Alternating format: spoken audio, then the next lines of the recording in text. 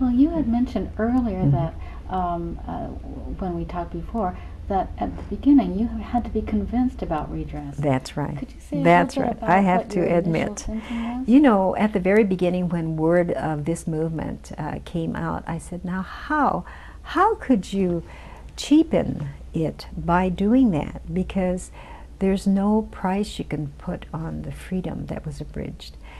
How can you do that? You know, there's no way any amount of money is ever going to pay us back for those years of being imprisoned and being treated that way.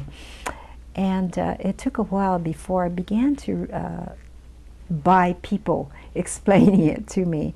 They said, you know, in our society, if you do not put some monetary penalty on doing something that is wrong, people in years after, in the future, will never believe this was, you know, that there was even anything wrong with it, because there is no apology. There was not anything that would say this was wrong. And the best way to stop people from repeating a wrongdoing is to fine them.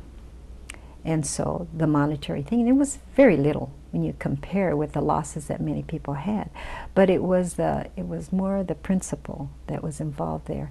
And when I began to see, yeah, it's for really future generations. It's not really for us. The money can't go to some of the people that have died. The very people that suffered the most are dead. But the monetary redress is important for future generations, because the government will be very careful before they do anything like this again, when they remember how much they had to pay monetarily. And that's the way our system works right now. So then that made sense to me. You know, it wasn't for us, it was for the future and other minority groups that might find themselves in this situation. We had to do this.